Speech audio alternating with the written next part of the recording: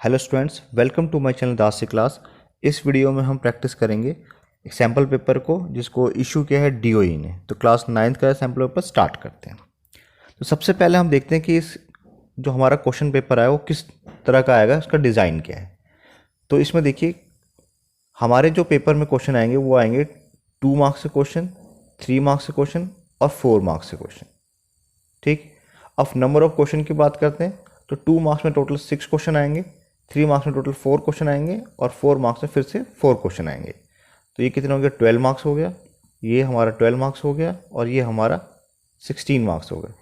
ठीक है, टोटल कितना हो गया, 40 मार्क्स का हमारा क्वेश्चन पेपर हो गया। और टोटल क्वेश्चन कितना हो गया, 14 क्वेश्चन हो गए। और इस वाले सेक्शन में जो हमारा सेक्शन सी है, इसमें टोटल 2 क्वेश्चन केस स्टडी के आते हैं। ठीक है, तो स्टार्ट करते हैं। तो सेक्शन ए स्टार्ट करते हैं। इसमें सारे क्वेश्चन जो है 2 मार्क्स के। फर्स्ट क्वेश्चन है, a tank is in the form of cuboid whose length is 20 metre. If 18 cubic meter water is removed from it, the water level goes down by 15 centimeter. Find the width of the tank. तो एक cuboid tank है। तो ये हमारा इस तरह का एक क्यूबॉइड टैंक है। इसकी जो लेंथ है वो कितनी दे रखी है, 20 मीटर दे रखी है। ये हमारी लेंथ है। ब्रेथ हमें नहीं पता तो हमने बी लेट कर लिया। और क्वेश्चन में लिखा है कि अगर इसमें से हमने 18 क्यूबिक मीटर वाटर निकाल दिया तो हाइट जो है वो 15 सेंटीमीटर कम हो जा रही है। ठीक, तो इसको देखिए यहाँ समझिए, सपोज़ कीजिए मैंने यहाँ से 15 सेंटीमीटर पानी जो निकाल दिया, तो अब जो पानी है उसमें इस लेवल तक पानी भरा पड़ा है। तो ये जो हाइट है यहाँ पे 15 सेंटीमीटर की हमने लेट कर लिया। ठीक, यहाँ से यहाँ तक। तो सबसे बड़ी बात है इस क्वेश्चन को सॉल्व करने के लिए हमें, अगर हमें विड्थ का टैग निकालनी तो हम क्या करते हैं, जो इन्फॉर्मेशन गिवन है हमारे पास क्या गिवन है कि अगर हम इतना पानी निकालेंगे, 18 सेंटीमीटर क्यूब वाटर निकालेंगे तो लेंथ जो है 15 सेंटीमीटर होगी। ठीक, तो हम क्या करते हैं, जो ये पानी निकला है, कितना निकला है, 18 क्यूबिक मीटर, इसके अकॉर्डिंगली इस क्वेश्चन को सॉल्व करते हैं। तो हमें विड्थ फाइंड आउट करनी, तो हमने बी लेट कर ली। तो देखिए यही जो पानी निकला है इसका वॉल्यूम कितना होगा। तो इसके लिए तो हम लिखते हैं वॉल्यूम ऑफ रिमूव वाटर। ये निकलेगा L into B into H से। ठीक, और L जो है वो हमारा 20 मीटर है,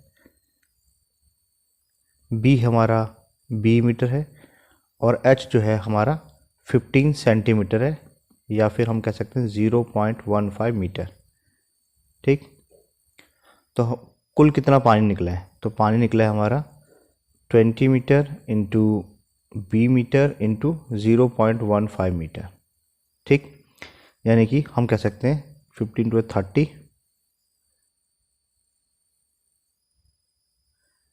बी हो गया, और इसका पॉइंट लगा देंगे तो हम कह सकते हैं 3B मीटर क्यूब जो है पानी हमने निकाला है। अभी 3B क्यूब मीटर कितना है, वो 18 क्यूबिक मीटर के इक्वल होगा, क्योंकि इतना पानी निकालने का मतलब है, उसने क्वेश्चन में कहा है कि 18 क्यूबिक मीटर पानी हमने एक्चुअल में निकाला है। तो वॉल्यूम ऑफ रिमूव वाटर वो है 18 क्यूबिक मीटर, और हमारा कितना है 3B क्यूबिक मीटर, ये दोनों इक्वल हैं। ठीक, तो B की वैल्यू कितनी आ जाएगी हमारे पास, 18/3 यानी कि 6 मीटर आ जाएगी। तो यही हमारा क्या है, विड्थ ऑफ टैंक निकल जाएगा। तो हमने क्या करा, क्वेश्चन में कितना पानी निकला था उसकी वॉल्यूम निकाल दिया, वो हमारा कितना है 3B मीटर क्यूब। और हमें क्वेश्चन में दे रखा था जो पानी निकला है वो रिमूव वाटर है वो कितना है, 18 क्यूबिक मीटर है। दोनों हमने इक्वेट कर दिया और हमारा आंसर आ गया B = 6 मीटर। इसी का और पार्ट देखते हैं। और पार्ट है, find the volume of sphere whose surface area is 616 square centimetre. ठीक, तो एक स्फेयर है, उसका सरफेस एरिया, तो सरफेस एरिया ऑफ स्फेयर जो है हमारे पास कितना गिवन है, ये गिवन है 616 सेंटीमीटर स्क्वायर। ठीक, और सरफेस एरिया ऑफ स्फेयर होता क्या है, 4πr²। ठीक, तो दोनों को इक्वेट करते हैं, इससे हम r² की वैल्यू निकालते हैं। तो ये हो जाएगा 616/4π। इसको हम लिख सकते हैं 616/4 × 22 और 7 को ऊपर। इसको सिंप्लीफाई करते हैं, 11 2 टाइम्स पे, 11 5 और 11 6, 2 से काटते हैं तो 28 आ गया। यहाँ हम 4 से काटते हैं तो 7 आ गया। तो देखिए हमारे पास आर स्क्वायर की वैल्यू कितनी आएगी, 7 × 7, यानी कि आर की वैल्यू कितनी हो जाएगी, 7 सेंटीमीटर। क्वेश्चन में उसने बोला है वॉल्यूम निकालिए। तो वॉल्यूम ऑफ स्फेयर होता है हमारा 4/3 पाई आर क्यूब। तो 4/3 लिखते हैं, पाई की वैल्यू 22/7, आर हमारा है 7 × 7 × 7। इसे सिंप्लीफाई कर देते हैं, तो ये हो गया हमारे पास 88, और इन दोनों को मल्टीप्लाई करते हैं 49/3, और फाइनली निकल गया हमारा सेंटीमीटर क्यूब। सेकंड क्वेश्चन है find the value of the polynomial. तो हम लेट कर लेते हैं कि जो हमारा पॉलिनोमियल है वो p of x equal to है 2x + का 5, ठीक। और हमें इस वैल्यू पे x इक्वल टू -3 पे हमें इस पॉलिनोमियल की वैल्यू फाइंड आउट करनी। तो हम क्या करेंगे, x के बदले -3 पुट कर देंगे। तो x के बदले हमने क्या करा, -3 पुट कर दिया। तो 2 × -3 + का 5, इसको मल्टीप्लाई करो, कितना आ गया, 6 आ गया, और ये माइनस लगा दिया, प्लस का 5। तो फाइनली आंसर कितना आ गया, -1, और ये हमारा आंसर हो गया। क्वेश्चन नंबर 3 है a joker's cap is in the shape of a right circular cone with radius 7 centimetre and height 24 centimetre. तो ये हमारा एक जोकर की टोपी है। उसने कहा इसका जो रेडियस है वो कितना है, 7 सेंटीमीटर है, और इसकी जो हाइट है वो कितनी है, 24 सेंटीमीटर है। तो हमारे पास क्या क्या गिवन है, आर की वैल्यू 7 सेंटीमीटर और एच की वैल्यू 24 सेंटीमीटर। तो हमें क्या निकालना है, find the area of sheet require for 10 such cap. तो इस तरह की अगर हमें 10 टोपी बनानी है तो उसके लिए कितनी शीट की रिक्वायरमेंट होगी। तो हम क्या करते हैं, ये जो इसका सरफेस एरिया है, ठीक है, ये जो हमें सरफेस एरिया दिख रहा है इसके वैल्यू हमें फाइंड आउट करनी पड़ेगी। और इसके लिए फॉर्मूला कौन सा होता है, पाई आर एल, ठीक। तो पाई आर एल के लिए हमारे पास पाई 22/7 है, आर हमारे पास 7 है, बट एल नहीं है। तो एल कैसे निकालेंगे, तो ये हमारा आर हो गया, ये हमारा एच हो गया, ठीक, और ये हमारा एल हो गया।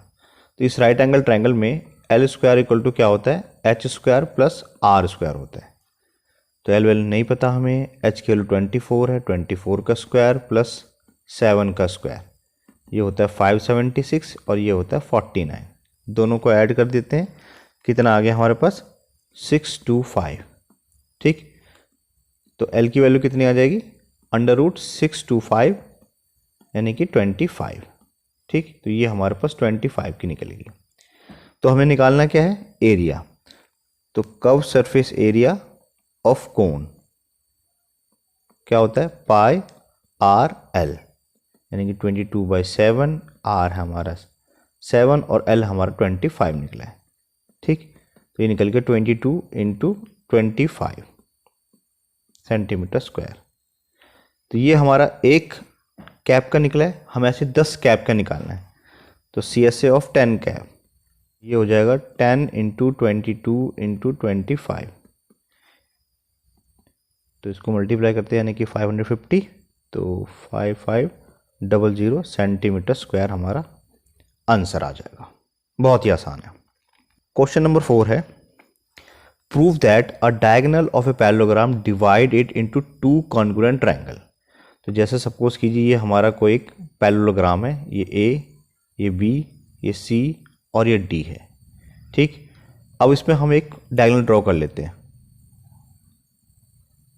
तो ये हमने डायगोनल ड्रॉ कर ली, और हमें प्रूफ करना है कि ये वाला जो ट्रायंगल है वो इस ट्रायंगल के कॉन्ग्रुएंट होगा।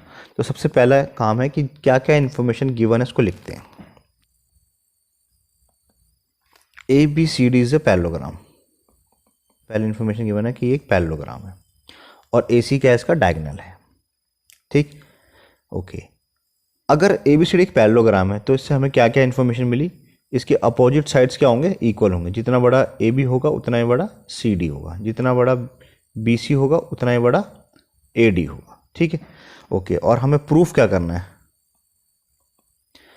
हमें प्रूफ करना है कि triangle A B C congruent हो जाएगा ट्रायंगल ए डी सी के। ठीक, दो ट्रायंगल लेते हैं, इन triangle A B C and triangle A D C. ठीक, देखिए सबसे पहले ए बी जो है वो सी डी के इक्वल होगा, A B equal to C D. ठीक, क्यों इक्वल होगा? क्योंकि ये एक पैरेललोग्राम है, तो हम लिख सकते हैं opposite sides are equal in parallelogram. Similarly जो बी सी है वो ए डी के इक्वल होगा, सेम रीजन है, इसके भी क्या होते हैं अपोजिट साइड्स इक्वल होते हैं पैरेललोग्राम में। और जो ए सी है ये क्या है, दोनों में कॉमन है, तो we can write A C equal to A C, this is our common side. तो हमें तीन चीज़ें मिल चुकी हैं, तो हमारा ट्रायंगल क्या हो जाएगा, कॉन्ग्रुएंट हो जाएगा, triangle A B C congruent हो जाएगा ट्रायंगल ए डी सी। कौन से क्राइटेरिया से? देखिए ये भी साइड है, ये भी साइड है और ये भी साइड है, तो by side side side criteria से। ठीक, तो बस हमारे दोनों ट्रायंगल जो है कॉन्ग्रुएंट प्रूफ हो गए, यही हमें प्रूफ करना था। नेक्स्ट क्वेश्चन देखते हैं। क्वेश्चन नंबर 5 है A B C D cyclic quadrilateral. अगर एक साइक्लिक क्वाड्रिलेटरल है तो इसके अपोजिट साइड्स का सम कितना होता है, 180 डिग्री होता है। यानी कि जैसे अगर ए है तो इसके सामने में सी है, तो अगर इन दोनों एंगल को हम ऐड करेंगे तो कितना आएगा आंसर हमारा 180 डिग्री। उस तरह से बी और डी को ऐड करने पे कितना आएगा 180 डिग्री। ये साइक्लिक क्वाड्रिलेटरल की प्रॉपर्टी है, तो एक तो हमें ये बात पता लगी। दूसरी चीज़ आगे देखिए, whose diagonal intersect at a point E. तो सारी डायगोनल जो है ई पॉइंट पे इंटरसेक्ट कर रही है, मान लेते हैं ये हमारा पॉइंट ई है। ठीक है, ओके। उसने बोला एंगल डी बी सी 70 है, डी बी सी ये वाली जो है वो 70 डिग्री का है, और बी ए सी ये हमारा 30 डिग्री का है। ठीक, हमें क्या निकालना है, एंगल बी सी डी निकालना है, बी सी डी ये वाली एंगल की वैल्यू हमें फाइंड आउट करनी है। ठीक, ये हमारा क्वेश्चन है। तो देखिए अगर ये वाला एंगल 70 डिग्री का है, ठीक है, तो इसके साथ ये वाला एंगल जो बन रहा है ये कितने का होगा, ये भी 70 डिग्री का होगा। क्यों होगा? क्योंकि ये सेम सेगमेंट डीसी पे बन रहे हैं। ठीक है, हमने क्या पढ़ा था कि जैसे मान लेते हैं कि ये एक सर्कल है, अगर इस सर्कल इस सेगमेंट से कोई एंगल हम कंसेप्ट करते हैं तो सेम सेगमेंट पे अगर एंगल बन रहा है तो ये क्या होते हैं, इक्वल होते हैं। ठीक है, सेम सेगमेंट पे जो एंगल बनेंगे वो क्या होंगे, इक्वल बनेंगे। तो सिमिलरली देखिए अगर डीसी को हम एक सेगमेंट ले लें, ठीक, ये डीसी हमारा सेगमेंट है, तो इस पे जो एंगल बन रहा है कौन सा, ये वाला एंगल,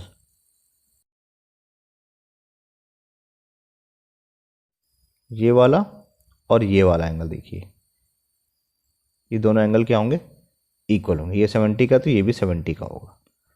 ठीक, तो एक चीज़ तो हमारे पास ये आ गई। तो हम लिखते हैं जो angle D B C equal होगा एंगल डी ए सी के।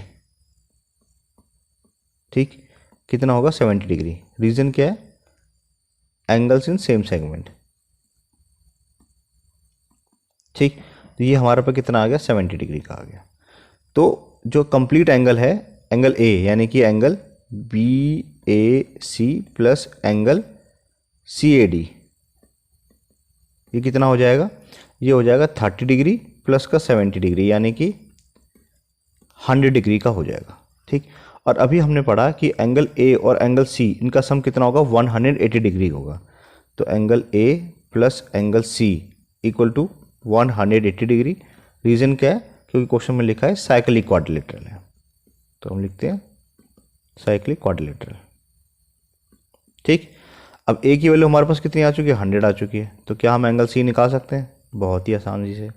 तो एंगल सी की वैल्यू कितनी हो जाएगी, 180 डिग्री, और ये प्लस का 100 इस साइड आके माइनस का हो गया, कितना बच गया 80 डिग्री।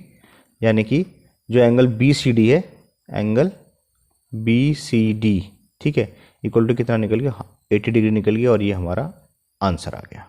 बहुत ही आसान क्वेश्चन था। इसी का सेकंड पार्ट देखते हैं। यहाँ लिखा है prove that the equal codes of circle subtend equal angle at the centre. तो यहाँ क्वेश्चन में लिखा है कि इक्वल कोड, तो लेट कर लेते हैं कि ये हमारे पास दो इक्वल कोड है। एक ये कोड मैंने यहाँ बना दिया और एक मैंने कोड यहाँ से यहाँ बना दिया। ठीक, ये दोनों ही सेंटर पे जो एंगल बनाएंगे वो इक्वल बनाएंगे। तो इसको सेंटर से हम ज्वाइन कर देते हैं। ये हमने ज्वाइन कर दिया, ठीक। ऐसा कुछ भी हम नाम रख देते हैं। ये मान लेते हैं ए बी कोड थी हमारी, और ये हम सी डी कोड है हमारी, और ओ हमारा क्या सेंटर है। तो सबसे पहला काम, क्या क्या इन्फॉर्मेशन गिवन है, तो given that A B equal to C D है, क्योंकि लिखा हुआ इक्वल कोड्स। और हमें प्रूफ क्या करना है, हमें प्रूफ करना है कि यहाँ पे जो सेंटर पे एंगल बनेंगे, ये दोनों एंगल क्या होंगे, एंगल 1 और एंगल 2 लेट कर लेते हैं, वो इक्वल होंगे, ठीक। तो हमारे पास दो ट्रायंगल दिख रहे हैं, एक ए ओ बी दिख रहा है और दूसरा सी ओ डी दिख रहा है। दोनों ट्रायंगल लेते हैं, तो इन triangle A O B and triangle C O D, तो देखिए जो ए ओ है वो इक्वल होगा सी ओ के। क्यों होगा, क्योंकि रेडियस है। रेडियस एक सर्कल में कितने भी रेडियस खेल लो, सबकी लेंथ क्या होती है, इक्वल होती है। सिमिलरली जो ओ बी है वो इक्वल होगा ओ डी के। तो हम लिखते हैं B O equal to O D. इसका रीजन भी क्या है, same, radius of same circle. And जो ए बी है वो इक्वल है सी डी के। ये जो हमने कोड ड्रॉ कर रखे दोनों, एक ए बी और एक सी डी, दोनों इक्वल है। क्यों इक्वल है, क्वेश्चन में गिवन था कि इक्वल कोड्स ऑफ सर्कल, तो दोनों इक्वल हो गए, ठीक। अगर हमें तीन चीज़ें मिल गई तो हमारे दोनों ट्रायंगल क्या होंगे, कॉन्ग्रुएंट होंगे। तो लिखेंगे triangle A O B congruent है ट्रायंगल सी ओ डी के, ठीक है, बाई साइड साइड साइड के क्राइटेरिया से। अगर दोनों ट्रायंगल कॉन्ग्रुएंट हो गए तो जो एंगल बन रहा है, कौन सा एंगल 1 इक्वल हो जाएगा एंगल 2 के। कैसे हो जाएगा, बाय सिंप्लिसिटी। और बस हमारा ये प्रूफ हो गया। क्वेश्चन नंबर 6 है, if a sphere and a solid cube have the same surface area, find the ratio of their volume. तो देखिए हमारे क्वेश्चन में क्या लिखा हुआ है कि ये जो स्फेयर है, इस स्फेयर का सरफेस एरिया क्या होता है, 4 पाई आर स्क्वायर होता है। और ये क्यूब है, इसका जो सरफेस एरिया है वो क्या होता है, 6a स्क्वायर। ये दोनों क्या है, इक्वल है। ये हमारे क्वेश्चन में गिवन है और हमें इनके वॉल्यूम का रेशियो फाइंड आउट करना है। ठीक है, find the ratio of their volume, ठीक। तो सबसे पहले इससे एक रिलेशन बनाते हैं। तो 4 पाई आर स्क्वायर इक्वल है 6a स्क्वायर के, ठीक। तो आर स्क्वायर अपॉन में ए स्क्वायर क्या हो जाएगा, 6 अपॉन में 4 पाई लिख सकते हैं। तो ये हो जाएगा 3/2 पाई। अब r बाई ए का होल स्क्वायर इक्वल क्या आएगा, 3/2 पाई। तो अगर मैं यहाँ से r बाई ए की वैल्यू निकालूं तो क्या निकलेगी, √3/2 पाई, ठीक। This is my first equation. अब हम बात करते हैं इनके वॉल्यूम की। तो वॉल्यूम ऑफ स्फेयर क्या होता है, वॉल्यूम ऑफ स्फेयर अपॉन में वॉल्यूम ऑफ क्यूब का हमें रेशियो फाइंड आउट करना है। तो ये होता है 4/3 पाई आर क्यूब, और यहाँ पे क्या होता है, ए क्यूब, ठीक। तो उसको हम कैसे लिख सकते हैं, इसको लिख सकते हैं 4/3 पाई और आर बाई ए का होल क्यूब लिख सकते हैं, क्योंकि हमारे पास आर बाई ए की वैल्यू दे रखी है। ये भी क्यूब है, ये भी क्यूब है, तो मैंने लिखा आर बाई ए का होल क्यूब। अब इसको हम सॉल्व करते हैं। तो देखिए ये तो 4/3 आ गया, यहाँ पाई आ गया। अब r बाई ए का मतलब है √3 और यहाँ पर 2 पाई का होल क्यूब। तो ये हमारा बन जाएगा √3/2 पाई का होल क्यूब, ठीक। ओके, अब इसको ध्यान से देखिए मैं कैसे सॉल्व करता हूँ। इसको मैं सेपरेट लिखता हूँ। तो मैंने लिखा 4/3 पाई √3 का क्यूब। क्यूब लिखने का मतलब है √3 इंटू √3 इंटू √3, ठीक। और नीचे में है √2 पाई का क्यूब। तो इसको मैं लिखता हूँ √2 पाई, फिर से √2 पाई, और यहाँ पे फिर से √2 पाई लिख सकते हैं, ठीक। तो इसको सिंप्लीफाई करने पे क्या आ जाएगा, तो देखिए ये आ जाएगा हमारे पास 4/3 पाई √3 तो 3 बन जाएगा, और √3 एज इट इज, ठीक। नीचे में देखिए रूट पाई रूट ख़त्म हो गया तो 2 पाई बन गया, और एक हमारे पास क्या बचा हुआ है, root pi as it is बचा हुआ है। तो बस अब इसको हम सिंप्लीफाई करते हैं, 3 से इस 3 से काट देते हैं, इस पाई से ये पाई काट देते हैं, इस 2 से ये 2 काट देते हैं। तो अभी हमारे पास क्या बचा, ऊपर में 2√3 बचा है, नीचे में अंडर रूट 2 पाई बचा है। तो एक रूट 2 से हम इसको भी काट सकते हैं, तो क्या बचेगा, √2 बचेगा। ठीक, देखिए 2 का मतलब होता क्या है, √2 इंटू √2 लिख सकते हैं हम। तो मैंने क्या करा, √2 से इस 2 में से एक रूट काट दिया है, एक रूट बचा है। तो ऊपर बचा क्या हमारे पास, ऊपर बचा है √2 इंटू √3, तो ये तो हो गया √6, और नीचे में क्या बचा है, रूट पाई, और यही हमारा रेशियो है। ये हमारा आंसर आ गया। सेक्शन बी स्टार्ट करते हैं। इसमें सारे क्वेश्चन जो है वो 3-3 मार्क्स के हैं, और इस सेक्शन में टोटल 4 क्वेश्चन करने हैं। 7 है, find the factor of 2t² - t - 10। तो इसके में फैक्टर करने, तो देखिए 2t² - t - 10। ठीक है, तो इसका तरीका क्या है, इसको इससे मल्टीप्लाई कीजिए, तो कितना आ गया, -20t²। अब हमें -20 t² को हटा देते हैं, -20 को इस तरीके से लिखना है, यानी कि 20 को हमें इस तरीके से लिखना है कि उन दो फैक्टर्स को मल्टीप्लाई करने पे तो वापस -20t² आ जाए, और प्लस या माइनस करने पे वो -t आ जाए। ठीक, तो देखिए क्वेश्चन को सॉल्व करने के लिए सिर्फ 20 से समझते हैं। अगर मैं 20 यूज़ करता हूँ, तो मैं 1 × 20 लिखता हूँ, तो क्या होगा, मेरा मल्टीप्लाई करने पे तो 20 आएगा, लेकिन प्लस या माइनस करने पे माइनस का 1 नहीं आएगा। ठीक, तो मैं 20 को क्या लिख सकता हूँ, 2 × 10, यहाँ भी 20 आएगा, लेकिन अगर मैं एक फैक्टर 2 ले लूँ और दूसरा फैक्टर 10 ले लूँ, तो इन दोनों को प्लस माइनस करने पे माइनस का 1 नहीं आएगा। अगर मैं 4 × 5 लूँ तो भी 20 आएगा, और 5 में से 4 को माइनस करूँ तो 1 बचेगा। तो मैं क्या करता हूँ, मैं लेता हूँ 4t और माइनस का 5t। ठीक, अगर मैं इन दोनों को मल्टीप्लाई करूँ, ठीक है, मेरा एक फैक्टर है 4t और दूसरा है माइनस का 5t, इसको मल्टीप्लाई करूँगा तो माइनस का 20t² आएगा, बिल्कुल इससे मैच कर रहा है। और इन दोनों को अगर ऐड भी करता हूँ तो क्या आएगा, माइनस का t आएगा। तो बिल्कुल मेरा जो कंडीशन है उसके बिल्कुल फुलफिल हो रही है। तो मैं फैक्टर लेता हूँ क्या क्या, एक तो 4t और दूसरा माइनस का 5t। तो देखिए हमारा क्वेश्चन क्या बन जाएगा, 2t²। इस -t को लिख सकते हैं प्लस का 4t और माइनस का 5t -10। ठीक, सिर्फ -t को मैंने लिखा 4t - 5t। अब क्या करना है, नेक्स्ट स्टेप, यहाँ एक पेयर बनाना है और यहाँ के पेयर बनाना है। यहाँ से क्या कॉमन लेना है, 2t कॉमन आ रहा है, तो 2t कॉमन ले लिया, क्या बचा, t प्लस का 2।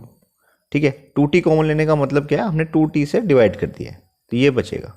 सिमिलरली यहाँ से माइनस का 5 कॉमन लेते हैं, तो -5 से डिवाइड कर रहे हैं, तो क्या बचा, यहाँ प्लस का t, यहाँ प्लस माइनस कॉमन आ चुका है, यहाँ 2।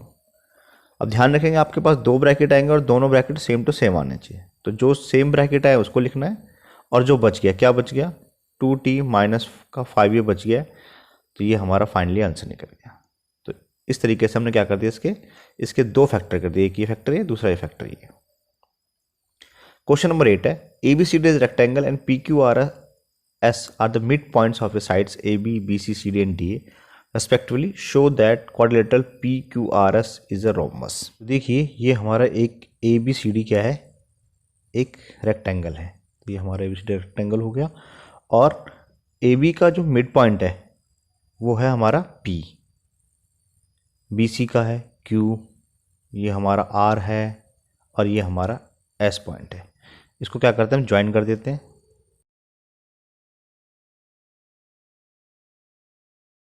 क्वेश्चन में कहा है कि जो हमने इस क्वाड्रिलेटरल को ज्वाइन किया PQRS को, ये क्या बनेगा, एक रोम्बस बनेगा। ये हमें प्रूफ करना है।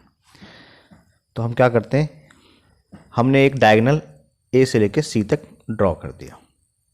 ठीक, अब पहले जो जो इन्फॉर्मेशन गिवन है उसको लिख लेते हैं।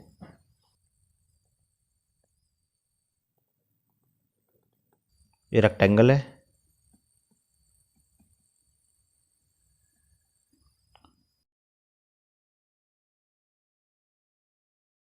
मिड पॉइंट्स ऑफ रेक्टेंगल, हमें प्रूफ करना है PQRS इज अ रोम्बस।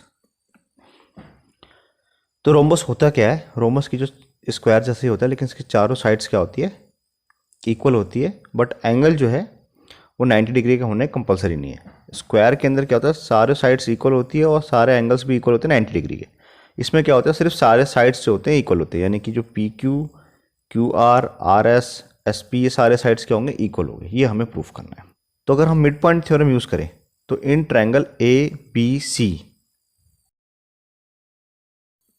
क्या होगा, P जो है मिड पॉइंट है और Q मिड पॉइंट है, ठीक।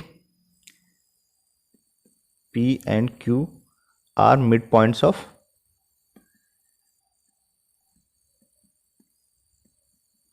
AB एंड BC, ठीक। तो मिड पॉइंट थ्योरम से क्या होगा, जो PQ है वो हाफ हो जाएगा किसके, AC के, and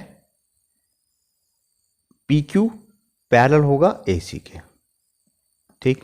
this is my first equation. Similarly in triangle ADC,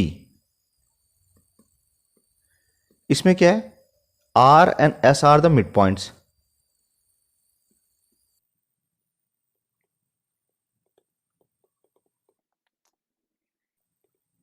तो इसमें क्या होगा, इसमें भी जो SR है वो हाफ होगा AC के, एंड जो SR है वो पैरेलल होगा AC के। ये सब कैसे हो रहा है, बाय मिड पॉइंट थ्योरम, ठीक। तो इक्वेशन 1 और 2 से देखिए हमारे पास क्या कंक्लूजन आ रहा है कि जो PQ है वो AC का हाफ है और SR है वो भी AC का हाफ है, ठीक। PQ जो है AC के पैरेलल है, SR है वो भी AC के पैरेलल है।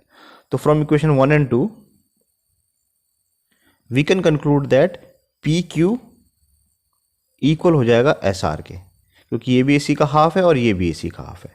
Similarly we can say this one is parallel to this one, तो PQ is parallel to SR, क्योंकि ये PQ AC के पैरेलल है, SR भी AC के पैरेलल है, ठीक।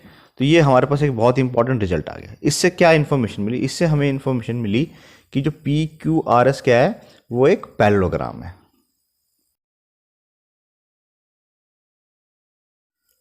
तो ओके, तो अगर PQRS इज ए पैरेललोग्राम तो उसके अपोजिट साइड्स क्या होंगे, पैरेलल और इक्वल हो जाएंगे, ठीक। लेकिन हमें क्या दिखाना पड़ेगा, जो इसके एडजेसेंट साइड्स है वो भी क्या होने चाहिए, इक्वल होने चाहिए, तभी हमारा क्या प्रूफ होगा, रोम्बस प्रूफ होगा। तो इसको प्रूफ करते हैं अब हम। अब देखिए, इसको प्रूफ करने के लिए हम दो ट्रायंगल लेते हैं। तो इन triangle APS and triangle BPQ, ठीक। इसमें क्या होगा, AP जो है वो BP के इक्वल होगा। क्यों होगा, क्योंकि P इसका मिड पॉइंट है, ओके। सिमिलरली देखिए, जो AD है वो इक्वल है BC के। क्यों है, क्योंकि रेक्टेंगल गिवन है। तो देखो, अगर मैं AD का हाफ कर दूं और BC का हाफ कर दूं तो AD का हाफ क्या, मैं AS लिख सकता हूं, ठीक। और ये इक्वल होगा BQ के, ठीक, क्योंकि ये भी इसका मिड पॉइंट है, ये भी इसका मिड पॉइंट है, ओके। और तीसरी चीज़ देखिए, जो एंगल A है वो कितना है, एंगल B के इक्वल है। क्यों होगा, क्योंकि रेक्टेंगल है, सारे एंगल 90 डिग्री के होंगे। तो इन तीन इंफॉर्मेशन से 1, 2 और 3 क्या होगा, हमारे दोनों ट्रायंगल कॉन्ग्रुएंट हो जाएंगे। तो हम लिख सकते हैं कि ट्रायंगल APS कॉन्ग्रुएंट है ट्रायंगल BPQ के, ठीक है, बाय साइड एंगल साइड। तो बस अगर दोनों ट्रायंगल कॉन्ग्रुएंट है तो हम कह सकते हैं कि जो SP है वो इक्वल होगा PQ के, ठीक, बाय CPCT। तो ध्यान से देखिए, अगर SP जो है, अगर मैं कहूँ कि SP जो है वो PQ के इक्वल है, ठीक, SP PQ के इक्वल आ गया। और हमने यहाँ पे क्या कहा था, हमने ये कहा था कि PQ तो SR के इक्वल है, तो PQ जो है SR के इक्वल है। तो सारी साइड्स क्या हो रही हैं, ये इक्वल होती जा रही है, ठीक है। तो इस तरीके से क्या प्रूफ हो जाएगा, ये रोम्बस प्रूफ हो जाएगा। रोम्बस प्रूफ होने के लिए जरूरी क्या है कि सारी साइड्स इक्वल हो, तो हमारा प्रूफ हो गया इस तरीके से। तो इसका अब और पार्ट देखते हैं। यहाँ क्वेश्चन है इन अ पैरेललोग्राम ABCD, ये ABCD एक पैरेललोग्राम है। 2 points P and Q are taken on the diagonal BD।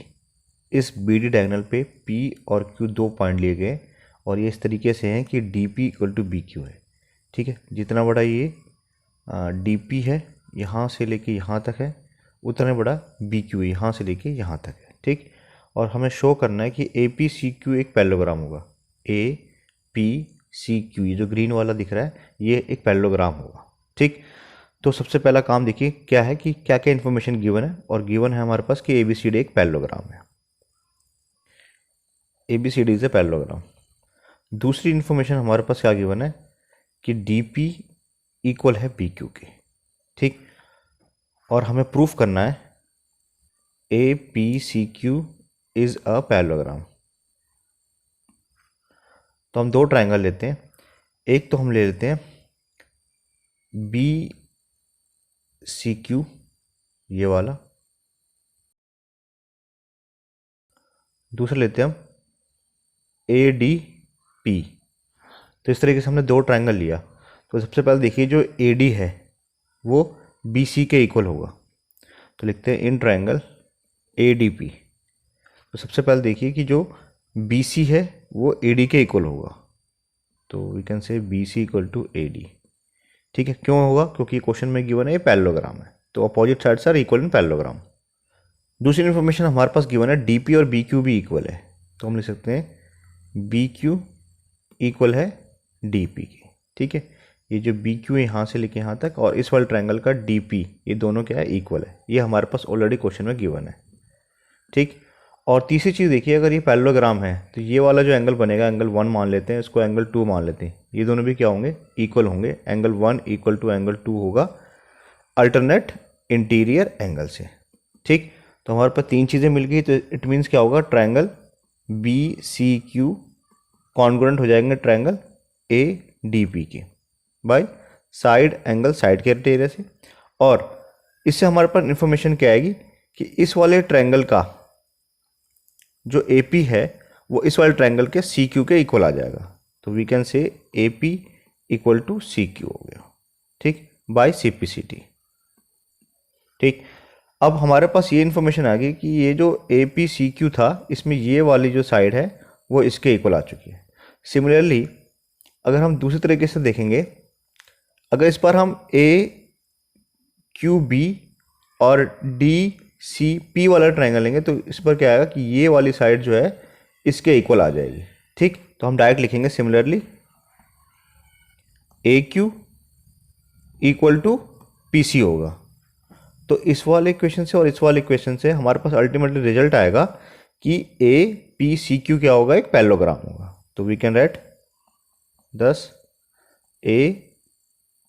APCQ is a parallelogram. तो इस तरीके से हमारा प्रूफ हो जाएगा। क्वेश्चन नंबर 9 देखते हैं। 1/4A - 1/2B + 1 होल पावर है 2, इसको एक्सपेंडेंट फॉर्म में लिखना है। तो हमारे पास देखिए आइडेंटिटी क्या है, अगर A + B + C का होल स्क्वायर होता है तो इसकी आइडेंटिटी है A² + का B² + का C² + का 2AB + का 2BC + का 2CA। ये आइडेंटिटी आपको याद होनी चाहिए। तो इसके साथ अगर हम कंपेयर करें तो हमारे पास देखिए A की वैल्यू क्या आएगी? A की वैल्यू है 1/4A। सिमिलरली B की वैल्यू क्या है? B की वैल्यू है -1/2B, और C की वैल्यू क्या है? 1 है। तो अब इस आइडेंटिटी के अकॉर्डिंगली उसको हम एक्सपेंड कर देते हैं। तो देखिए हम लिखते हैं 1/4A² हो जाएगा। B के बदले लिखेंगे हम -1/2B का स्क्वायर, C के बदले लिखेंगे 1 का स्क्वायर, प्लस 2AB लिखना है। 2 × A है हमारा 1/4A, B क्या है? -1/2B प्लस 2BC, तो 2 × B है हमारा -1/2B और C है हमारा 1। अब लिखते हैं 2CA, तो प्लस 2 × C है हमारा 1 और A के बदले लिखेंगे 1/4A। ठीक, इसको आगे सॉल्व कर देते हैं। तो यहाँ पे कितना आएगा? 1/16 ए स्क्वायर, यहाँ पे आएगा प्लस, देखिए माइनस का स्क्वायर करेंगे तो माइनस खत्म हो जाएगा, 1/4 बी स्क्वायर, 1 का स्क्वायर तो 1 ही होता है। यहाँ पे माइनस बचा है और कहीं माइनस नहीं है तो इस माइनस को बाहर निकाल देते हैं, यहाँ पे आ गया। इस 2 से ये 2 कट गया, ठीक। तो एक ए बचा है, बी बचा है और नीचे में 4 बचा है। यहाँ पर भी माइनस जो है बाहर आ गया, इस 2 से 2 कट गया, सिर्फ बी बचा है तो बी लिख दिया, इसको से काट देते हैं तो 2, ठीक। तो क्या बचेगा, a/2 और ये हमारा आंसर। तो बहुत ही आसान है, बस आपको आइडेंटिटी याद होनी चाहिए, क्वेश्चन बहुत आसानी से हो जाएगा। क्वेश्चन नंबर 10 है, अ cylindrical roller 1.5 meter long has a diameter of 70 centimeter. How many revolutions will it make to level a playground measuring 50 meter into 30 meter? तो देखिए क्वेश्चन में लिखा हुआ है कि एक सिलिंड्रिकल रोलर है जो कि 1.5 मीटर लॉन्ग है। तो ये हमने इसको मान लिया कि 1.5 मीटर का ये लॉन्ग रोलर है, यानी कि इसकी हाइट हमारे पास 1.5 मीटर आएगी। उसके बाद लिखा है डायमीटर जो है 70 सेंटीमीटर है। तो अगर डायमीटर 70 सेंटीमीटर है तो रेडियस कितना हो जाएगा हमारा 35, और अपॉन में अगर 100 कर दे तो ये मीटर में कन्वर्ट हो जाएगा, ठीक। ओके, तो हमारे पास देखिए इन्फॉर्मेशन क्या आ गई, हाइट ऑफ रोलर है 1.5 मीटर और रेडियस जो है वो है 35/100 मीटर, ठीक। तो क्वेश्चन ने पूछा कि एक प्लेग्राउंड है, अब उसकी जो मेजरमेंट दे रखी है 50 मीटर इंटू 33 मीटर दे रखी है। तो मान लेते हैं कि ये यहाँ से यहाँ तक 50 मीटर और 33 मीटर का कोई ग्राउंड होगा, ठीक। तो इसको कितने रेवोल्यूशन में ये इसको कवर करेगा, ठीक। तो ये अगर एक बार पूरा राउंड घूमेगा तो मान लेते हैं इतना एरिया कवर करेगा, फिर यहाँ घूमेगा, फिर यहाँ घूमेगा, ऐसे बहुत बार हमें करना पड़ेगा। तो हम लेट कर लेते हैं कि इसने n टाइम्स में कवर किया।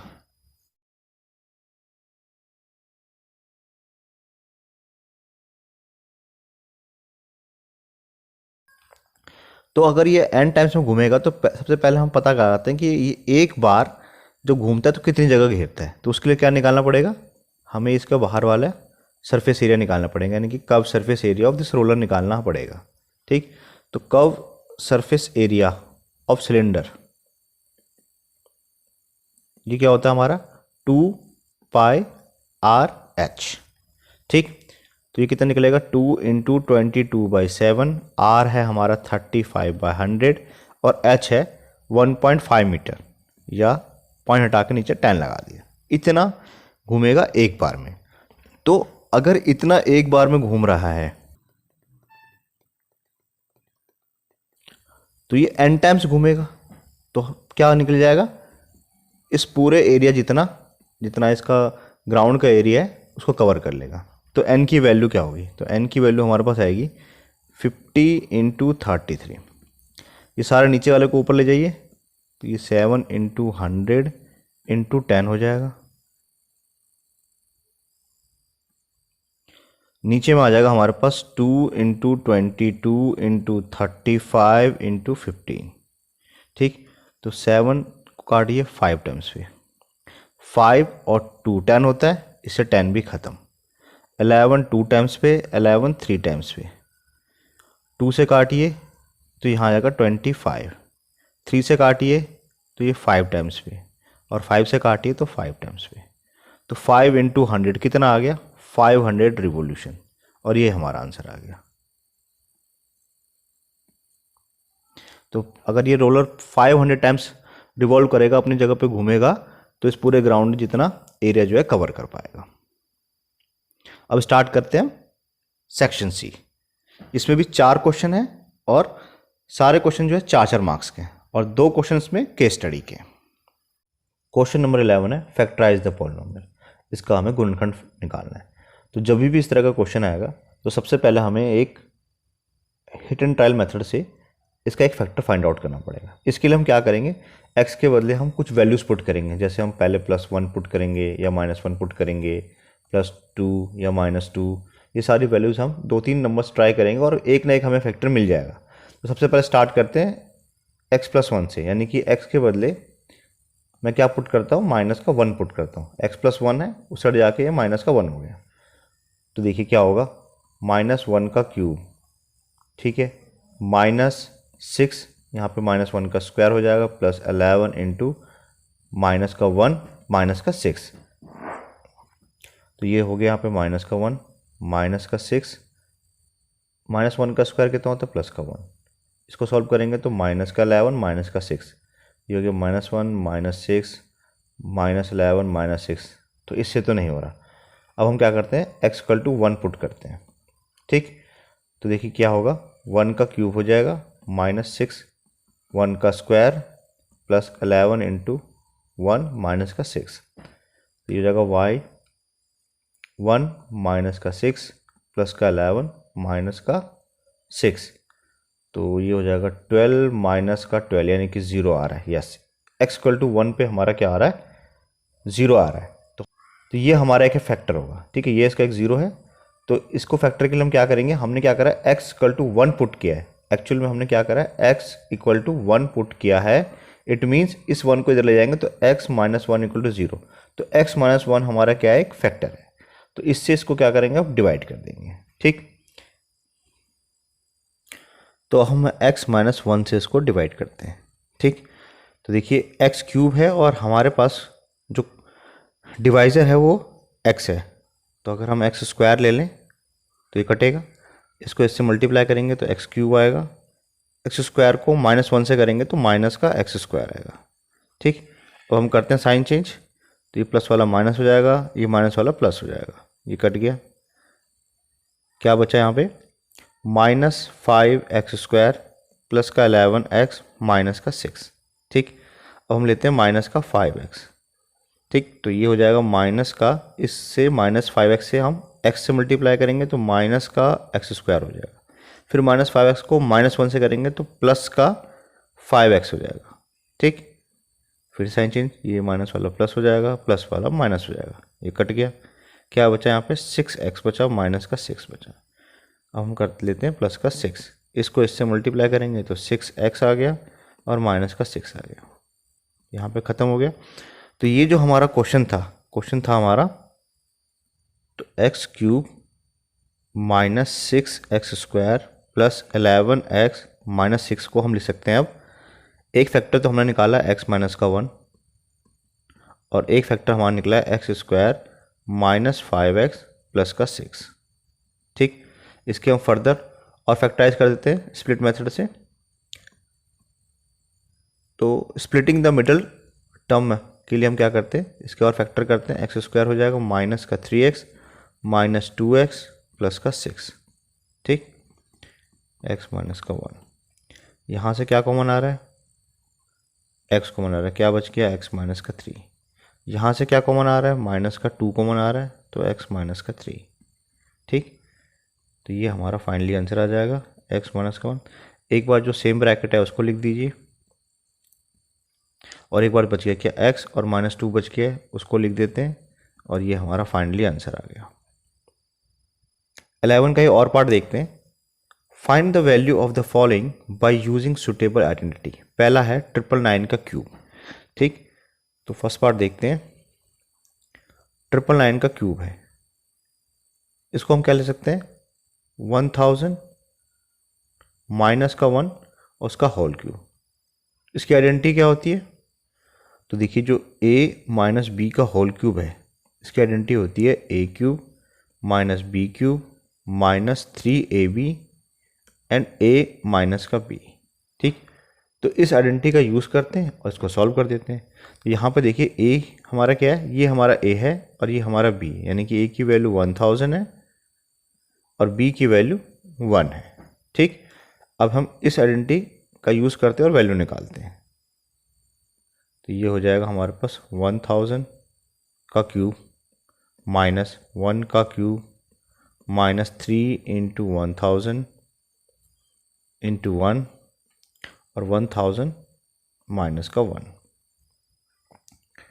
तो ये तो हो जाएगा 1 2 3, फिर से 1 2 3 और 1 2 3 माइनस का 1। इसको मल्टीप्लाई करेंगे तो माइनस का 3000, यहाँ पर 1000 माइनस का 1। अब इस 3000 से इसको भी मल्टीप्लाई करना है और फिर इसको भी करना है, ठीक। तो ये आ जाएगा 1 1 2 3 1 2 3 1 2 3 माइनस 1। तो माइनस का 3 जीरो यहाँ है और 3 जीरो यहाँ है, यानी कि टोटल 6 जीरो हो गए। और फिर 3000 माइनस 1 से करेंगे तो ये माइनस है और यहाँ भी माइनस है, तो प्लस का 3000 हो गया, ठीक है। बस इसको सिंप्लीफाई कर देगा और हमारा आंसर आ जाएगा। तो ये आ गया हमारे पास 99700299 और ये आंसर है। इसका सेकंड पार्ट देखते हैं। यहाँ पर है 103 इंटू 107, ठीक। तो इसको ले सकते हैं हम 100 प्लस का 3 इंटू इसको ले सकते हैं हम 100 प्लस का 7, ठीक। तो ये देखिए x प्लस का a है और ये x प्लस का b है। इसकी आइडेंटिटी क्या होती है? X square plus X a plus का b plus a into B, ठीक। तो देखिए एक्स स्क्वायर ये हमारा x है, तो 100 का स्क्वायर हो जाएगा, प्लस फिर से x है तो 100। अब है a प्लस बी, ये हमारा a है 3 और ये हमारा b है 7, तो 3 प्लस का 7 और a इंटू बी तो 3 इंटू 7, तो ये आ जाएगा 100000 प्लस 100 इंटू ये कितना होगा 10 प्लस का 21। इसको हम सिंप्लीफाई कर देते हैं तो ये यहाँ पे आ गया 1000 प्लस का 21, तो फाइनल आंसर आ गया 12121। ये आंसर आ गया हमारा। क्वेश्चन नंबर 12 है construct a triangle P Q R. तो सबसे पहले एक क्या करते हैं, हम एक रफ फिगर बनाते हैं कि ये हमारा पी क्यू आर कोई ट्रायंगल है, ठीक। इसका नाम P रख देते हैं, इसका नाम Q रख देते हैं और इसका नाम R रख देते हैं। उसने बोला एंगल Q जो है 60 डिग्री का है, ये 60 डिग्री का बना दिया, और QR जो है 6 सेंटीमीटर का है। और साथ ही में कहा है कि PR ये इस वाले साइड और PQ इस वाले साइड का जो डिफरेंस है वो 2 सेंटीमीटर है, ठीक है। अगर ये 12 होगा तो ये 10 होना चाहिए, तभी तो 12 में 10 माइनस करें 2 सेंटीमीटर बचेगा। ये सिर्फ एग्जाम्पल। अब इसका हम रियल बनाते हैं। तो सबसे पहले क्या करते हैं, QR एक 6 सेंटीमीटर की लाइन ड्रॉ कर लेते हैं। तो स्केल की हेल्प से मैंने क्या करा, QR जो है 6 सेंटीमीटर की लाइन ड्रॉ कर दी,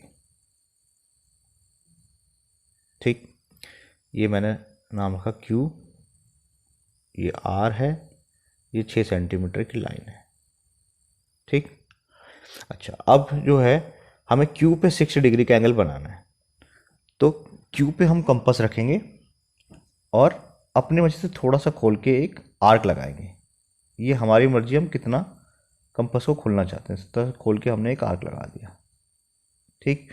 अब कंपास का पिन पॉइंट हम जहाँ से आर्क स्टार्ट हुए यहाँ पे रखेंगे और एक कट लगाएंगे, ठीक। एक और आर्क लगा दिया। अब हमने क्या करा, 2 पॉइंट मिल चुके हैं हमें, एक पॉइंट हमारा ये है, दूसरा पॉइंट हमारा ये है, इसको ऐसे ज्वाइन कर देते हैं।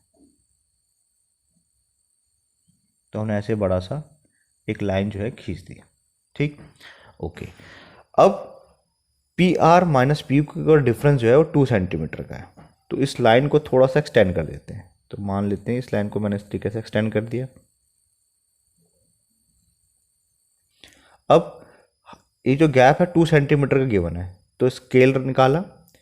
स्केल निकालने के बाद हमने इसको 2 सेंटीमीटर का मेज़र किया। मेज़र करने के बाद कंपास का पिन पॉइंट यहाँ पे रखा और 2 सेंटीमीटर का आर्क इस पर लगा दिया। तो इसने मान लेते हैं कि इस पॉइंट को यहाँ से ऐसे कट किया, ये 2 सेंटीमीटर का आर्क आ गया। अब क्या करेंगे, इस पॉइंट को इससे ज्वाइन कर देंगे। ये हमने इसको इससे ज्वाइन कर दिया, ठीक। अब इसका करते हैं परपेंडिकुलर बाइसेक्टर। तो परपेंडिकुलर बाइसेक्टर के लिए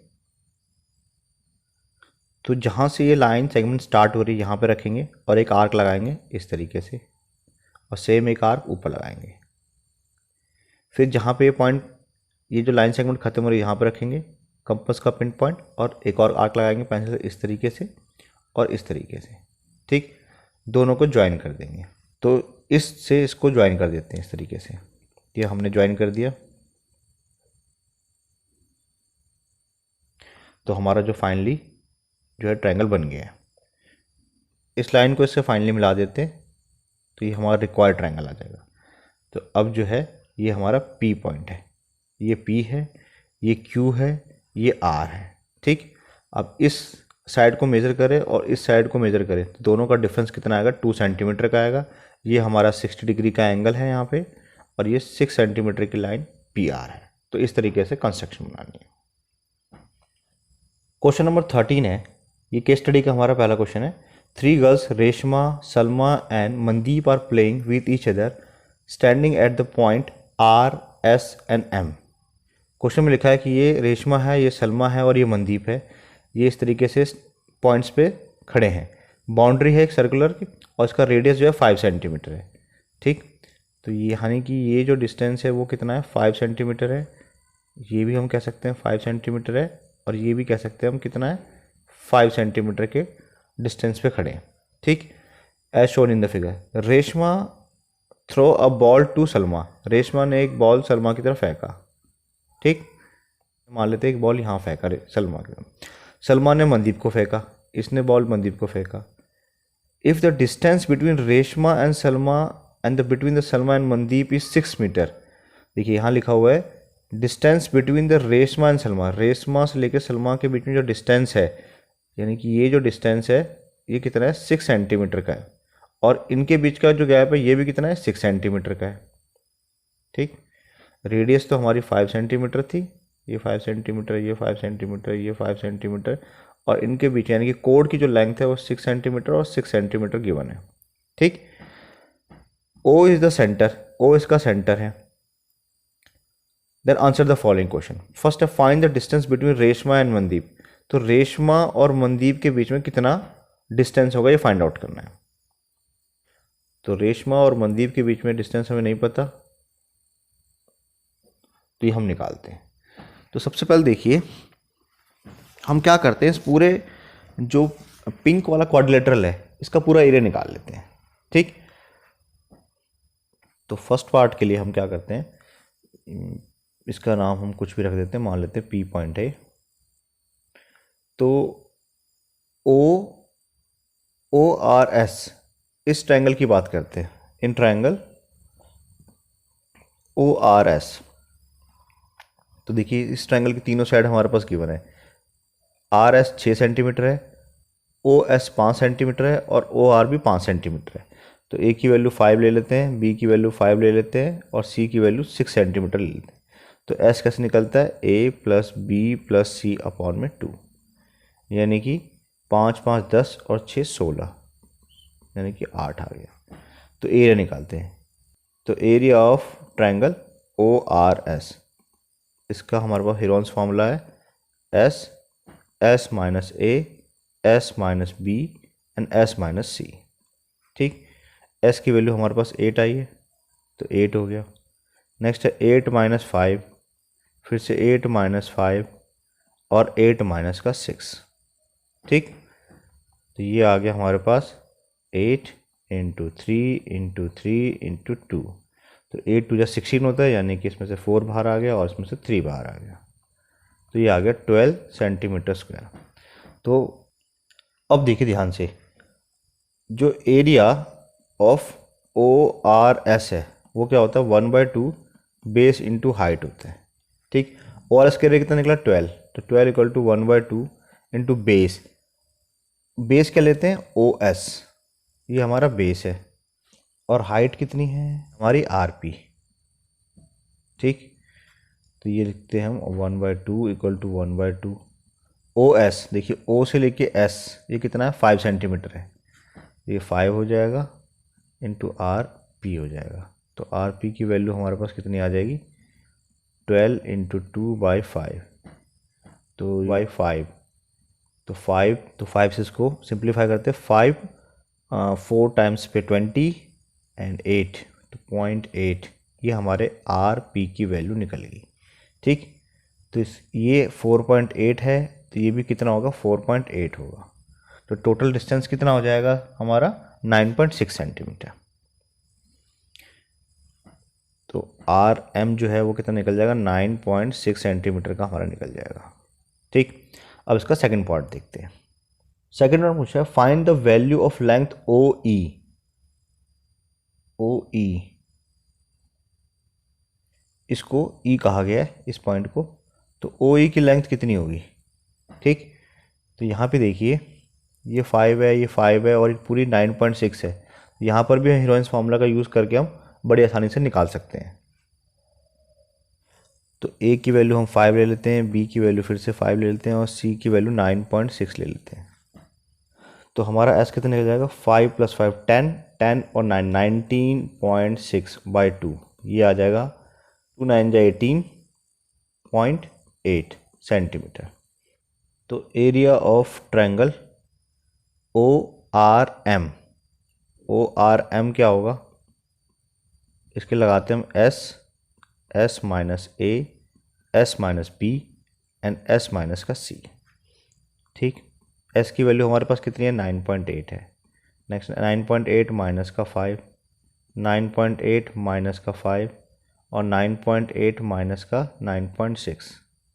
ठीक, तो ये हो गया, तो ये आ गया 9.8, यहाँ से माइनस करेंगे तो 4.8 इंटू 4.8 इंटू 0.2 बचेगा। ठीक, यहाँ से तो 4.8 बाहर आ जाएगा, 9.8 को 0.2 से मल्टीप्लाई करते हैं 16 19, तो 1.96, 1.96 यानी कि 196 स्क्वायर होता है 14 का, तो यहाँ पर क्या आएगा 1.4। ठीक है, तो 1.4 हम बाहर निकाल देते हैं। तो ये फ़िलहाल हम इसको एरिया मान लेते हैं कि ये हमारा एरिया आ चुका है। ठीक, अब देखिए ध्यान से, इसी ट्रायंगल का एरिया क्या होगा 1/2, बेस है 9.6 और हाइट है ओ ई या ओ पी एक ही बात है, इक्वल टू 4.8 इंटू 1.4 आया। ठीक, इसको इससे सिंप्लीफाई करते हैं तो ये हो गया 4.8, ये भी इससे कैंसिल आउट हो गया, यानी कि जो ओ ई की वैल्यू है वो कितनी आ गई 1.4 सेंटीमीटर हमारा निकल जाएगा। ठीक है, तो इस तरीके से हमने ओ ई या ओ पी की वैल्यू हमने फाइंड आउट कर दी। क्वेश्चन नंबर 14 है insurance is means of the protection from the financial loss. It is from the risk management primarily used to hedge against the risk of a contingent on uncertain loss. For insurance awareness, an insurance company selected 2,000 drivers at random in a particular city. Find relationship between age and accident. The data obtained is given in the following data. तो देखिए यहाँ पे बताया गया कि insurance कितना important होता है, जो भी जो लॉस होता है, अनसर्टेन लॉस है, उसके लिए इंश्योरेंस करवाते हैं और इसके लिए इस तरह से 2,000 ड्राइवर को सिलेक्ट किया गया और एक टेबल इस तरीके से गिवन है और उसके अकॉर्डिंगली हमें इस क्वेश्चन के आंसर फाइंड आउट करने हैं। तो देखिए सबसे पहले जैसे ये एक टेबल है, पहला क्वेश्चन है find the probability for a driver chosen at random from the city belongings 18 to 29 years of the age and having exactly 3 accident in 1 year. तो इस क्वेश्चन के अंदर हमें प्रोबेबिलिटी फाइंड आउट करनी है 18 to 29 ईयर वाला, तो ये हमारा 18 to 29 ईयर वाला है और एग्जैक्टली 3 एक्सीडेंट इस केस में हो रहा है यहाँ पे। ठीक, तो 61। तो प्रोबेबिलिटी का जो हमारा फॉर्मूला है क्या है, फेवरेबल नंबर ऑफ आउटकम